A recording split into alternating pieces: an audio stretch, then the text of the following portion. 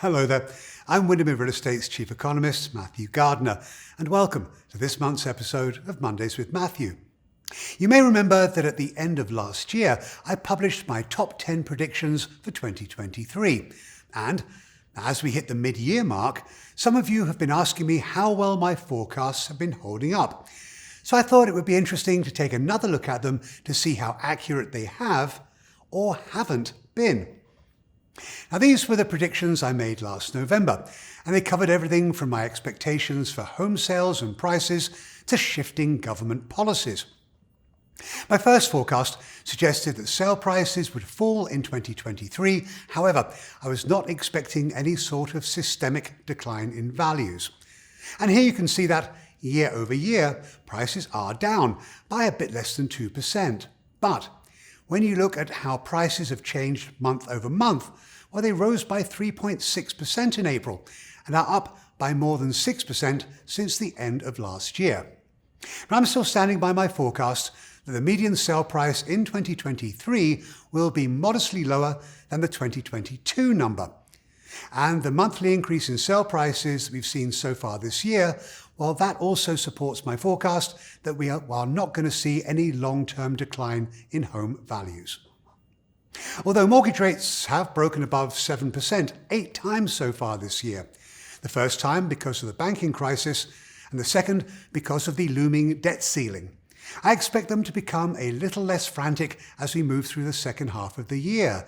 That said, well, my call for them to drop below 6% this year is now likely to be inaccurate, given where they are today. Now, I still expect them to drop into the 5s, but not until early next year. Listing activity saw a very modest late spring bump, but for perspective, the number of homes for sale is running at about 40% of its long-term average, and I still don't see much growth this year. Why? Well, by my calculations, there could be over 20 million homeowners with mortgage rates at around 3%. Why would they move?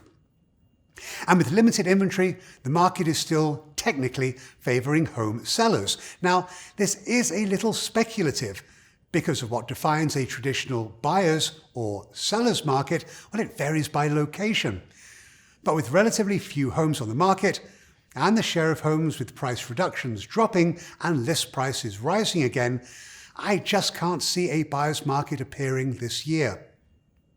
Well, this doesn't look to be meeting my forecast now, does it? Sellers have been pretty bullish so far this year, but I would add that this is not true across the whole country. List prices are still down significantly in markets such as Haley, Idaho, Jasper, Alabama, and Elko, Nevada, where list prices for single-family homes are down between 30 and 50% from their peak. So I do admit that the country has outperformed my forecast for list prices. As I had expected, the pace of workers heading back to the office has not been very robust.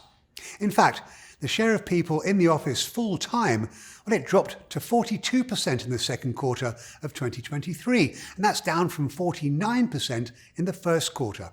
That according to the Flex report. Meanwhile, the share of offices with hybrid work arrangements hit 30% in the quarter, and that's up from 20% the previous quarter. But I still expect to see more workers heading back to their offices, albeit very reluctantly. With new home permits down 21% year over year and new home starts off by 28%, I think it's accurate to say that activity in the new construction sector has slowed. Builders continue to be hit by high financing rates as well as high material prices.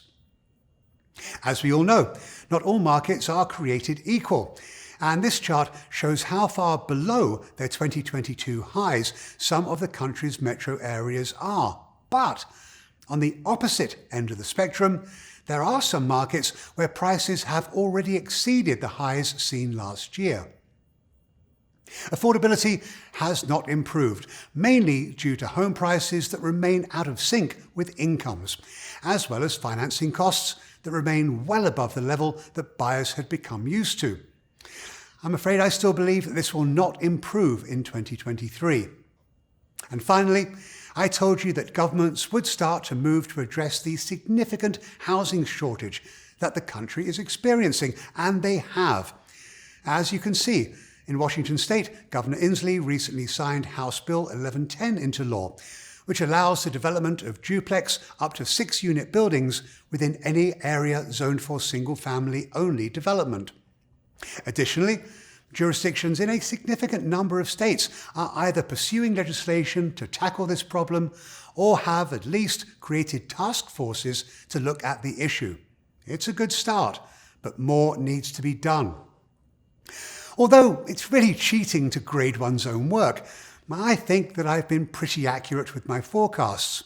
Yes, I was too pessimistic when it came to list prices, and a little bit optimistic regarding the direction of mortgage rates. But other than those two items, the data seems to suggest that the housing market is heading in the direction that I had suggested. What do you think? I'd love to hear your thoughts on this subject, so leave your comments below.